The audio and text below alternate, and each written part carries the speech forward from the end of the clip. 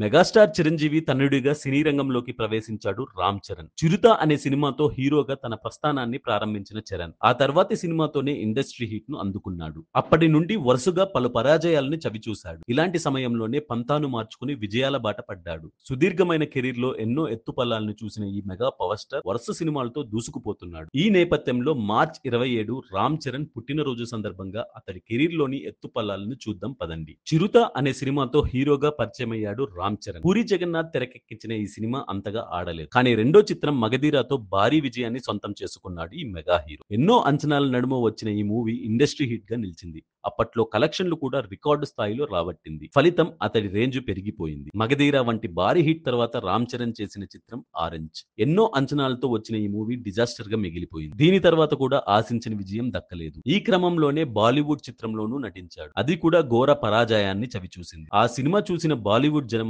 వీడు హీరో ఏంటి అని అనేశారు. అంతటితో ఆగకుండా చరణ్ యాక్టింగ్ గురించి దారుణంగా హేళన చేశారు. ఈ పరిస్థితుల్లో బన్నీతో కలిసి చేసిన 'ఎవడు' మూవీతో హిట్ ను సొంతం చేసుకున్నాడు. 'ఎవడు' వంటి హిట్ తర్వాత 'గోవిందుడు', 'అందరూ వాడేలే', 'బ్రూస్లీ' వంటి సినిమాలతో ఫ్లాప్లు ఎదుర్కొన్నాడు. వీటి తర్వాత సురేందర్ రెడ్డి దర్శకత్వంలో వచ్చిన 'ధృవ'తో మరోసారి హిట్ ట్రాక్ ఎక్కాడు. ఇక దాని తర్వాత సుకుమార్ దర్శకత్వంలో వచ్చిన 'రంగస్థలం'తో మరోసారి తన కెరీర్‌లోనే బిగ్గెస్ట్ హిట్ ను అందుకున్నాడు. ఇందులో రామ్ చరణ్ నటుడిగా మంచి గుర్తింపు సంపాదించాడు. అప్పటి వరకు రామ్ చరణ్ యాక్టింగ్ లో వీక్ అనే వాళ్ళ నోరు మూయించాడు. 'రంగస్థలం'తో అతని పర్ఫార్మెన్స్ గురించి ఎంత మాట్లాడినా తక్కువే. మెగా ఫ్యాన్స్ అయితే కాలర్ ఎగరేస్తారు. 'వినయ్ విధేయ రామ' వంటి డిజాస్టర్ తర్వాత రామ్ చరణ్ నటించిన చిత్రమే 'ఆర్ఆర్ఆర్'. దర్శక ధీరుడు రాజమౌళి రూపొందించిన ఈ సినిమాలో జూనియర్ ఎన్టీఆర్ తో కలిసి నటించాడు. ఇందులో చరణ్ అల్లూరిగా నటించి అభిమానులు మెప్పు పొందాడు. ఎక్కడైతే 'జంజీర్' సినిమాతో హేళన కాబడ్డాడో అక్కడే మంచి గుర్తింపు తెచ్చుకున్నాడు. దీని తర్వాత చిరు, కొట్టాల కలయికలో వచ్చిన 'ఆచార్య'లోనూ రామ్ చరణ్ సిద్ధ అనే పాత్రను చేశాడు. కానీ అది ఘోరంగా విఫలమైంది. 'ఆర్ఆర్ఆర్' తర్వాత వచ్చే సినిమా అంటే ఓపెనింగ్స్ అదిరిపోతుందని అందరూ అనుకున్నారు. కానీ ఆ సినిమాకి దారుణంగా కలెక్షన్స్ వచ్చాయి.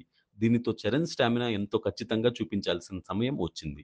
ఇప్పుడు 'శంకర్'తో వస్తున్న సినిమాపై భారీ అంచనాలు ఉన్నాయి. ఈ సినిమా ఇండియన్ రికార్డ్స్ బద్దలు కొట్టేస్తాయి అనే దాంట్లో ఎలాంటి సందేహం లేదు. ఆ తర్వాత వచ్చే 'సుకుమార్' సినిమాతో రచ్చ చేయడం ఖాయం. ఒకవైపు సినిమాల్లో హీరోగా నటిస్తూనే తండ్రి మెగాస్టార్ చిరంజీవి కోసం నిర్మాతగానూ మారాడు రామ్ చరణ్. ఆయన్ను సినిమాల్లోకి తిరిగి తీసుకొచ్చేందుకు కొణిదెల ప్రొడక్షన్ బ్యానర్ ఏర్పాటు చేసి 'ఖైదీ నంబర్ 150' అనే సినిమాను నిర్మించాడు. ఆ తర్వాత 'సైరా నరసింహారెడ్డి' కోసం భారీ ఖర్చుతో రిస్క్ చేశాడు. అప్పటి నుంచి చిరు సినిమాలకు నిర్మాణ భాగస్వామిగా ఉంటున్నాడు. చిన్న వయసులోనే ఎన్నో బాధ్యతలను మోస్తున్నాడు mega power star Ram Charan. సినిమాల పరంగా హీరోగా, నిర్మాతగా వ్యవహరిస్తున్న చరణ్ ఎన్నో అవార్డులు అందుకుని రికార్డులకెక్కాడు.